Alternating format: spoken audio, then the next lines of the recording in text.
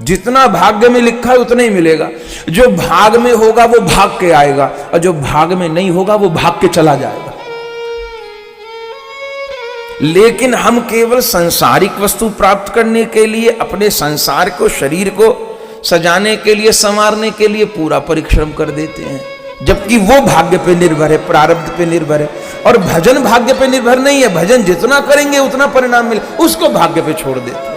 ये बिल्कुल उल्टी बुद्धि हो गई है। वशिष्ठ जी का वचन है, हे भरत तुम धीरज धरो। ये 6 चीज, हानि लाभ, जीवन मरण, यश और अपयश, ये 6 चीज विधि के हाथ है। हानि होगी कि लाभ होगा, जीवन होगी कि मृत्यु, और यश होगा कि अपयश होगा, ये विधाता के हाथ है। इनमें घटबड़ कोई कर नहीं सकता। और शास्त्र तो ये कहते हैं, जिस दिन बच्चा माँ के पेट में आता है ना, जिस दिन आप हम माँ के उदर में आए, उसी दिन कुछ बातें निश्चित हो गई। क्या क्या? मृत्यु कब होगी, कहाँ होगी, कैसे होगी, स्वास्थ्य कैसा होगा, माँ बाप कैसे होंगे, गृहस्थ कैसा होगा, पुत्र कैसा होगा, पत्नी कैसी होगी, धन कितना होगा, स्वास्थ्य कैसा होगा, ये सबरी बातें निश्चित हो गई माँ के उदर में आते।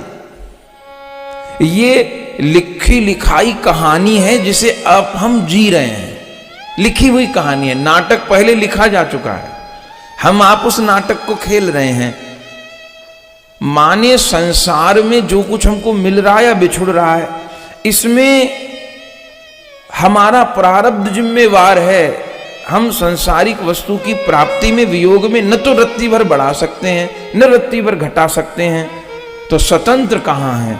हम केवल भजन करने में स्वतंत्र हैं, हम केवल उपासना करने में स्वतंत्र हैं, उपासना करने में स्वतंत्र हैं। जितना चाहें भजन कर लें, अपना उत्थान कर लें, और न करें तो शिथिल हो जाए भजन। इसीलिए इस योनि का महत्व है।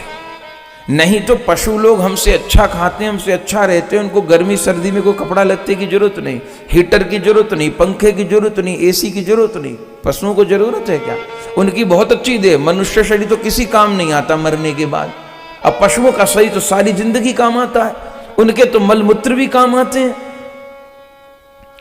इस दृष्टि से तो मनुष्य शरीर बड़ा निकृष्ट है। लेकिन इतनी उपयोगिता क्यों? एक अंतर है सिर्फ मनुष्य और पशु के देह में, सबसे मोटा, कि पशु शरीर केवल प्रारब्ध भोगने के लिए परतंत्र है, पुराना भोगने के लिए परतंत्र है, नया करने के लिए स्वतंत्र नहीं है। मनुष्य पुराना भोगने के लिए परतंत्र तो है, लेकिन नया करने के लिए स्वतंत्र भी है। ये अंतर है। ये मनुष्य पशु में सब में बड़ा अंतर है। पुराना भोगने के लिए हम भी परतंत्र हैं, पर नया करने के लिए हम स्वतंत्र हैं। ये मनुष्य शरीर रेलवे का टिकट घर है, जहां की टिकट ले लीजिए, उस गाड़ी में बैठ जाइए।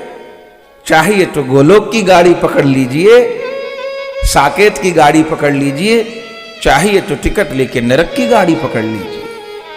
हम पे छूट है, भजन करने के लिए स्वतंत्र हैं। पर बंधुओं, विडंबना देखिएगा, भजन करने के लिए हम स्वतंत्र हैं, पर भजन को हम भाग्य पे छोड़ देते हैं।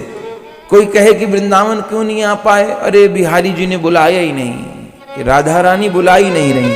माने जितनी गलती है वो सब ठाकुर जी की है, हमारी तरफ से कोई गलती नहीं। ये भगवान बुला ही नहीं रहे। कोई भजन क्यों नहीं बन रहा? बोले भगवान की कृपा ही नहीं है। भजन भक्ति कर सकते हैं, उसको भाग्य पे छोड़ देते हैं। और संसार की वस्तु, संसार भाग्य पे निर्भर है, केवल उसी को प्राप्त करने के लिए जिंदगी भर पूरा जोर लगा देते हैं।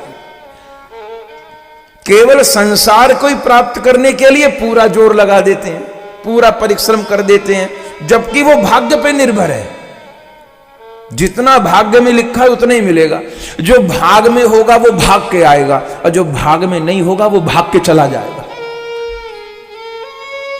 लेकिन हम केवल सांसारिक वस्तु प्राप्त करने के लिए, अपने संसार को, शरीर को सजाने के लिए, संवारने के लिए पूरा परिश्रम कर देते हैं, जबकि वो भाग्य पे निर्भर है, प्रारब्ध पे निर्भर है। और भजन भाग्य पे निर्भर नहीं है, भजन जितना करेंगे उतना परिणाम मिले, उसको भाग्य पे छोड़ देते हैं। ये बिल्कुल उल्टी बुद्धि हो गई है, बिल्कुल उल्टी बुद्धि हो गई है।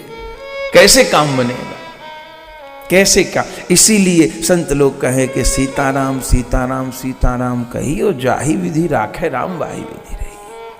आशा एक राम जी से दूजी आशा छोड़ दे, नाता एक राम जी से दूजा नाता छोड़ दे। काम रस त्याग हरि नाम रस पगिए, जाहि विधि राखे राम वाही विधि रही। राम नाम मुख में हो राम सेवा हाथ में, प्यारे तू अकेला नहीं राम तेरे साथ में।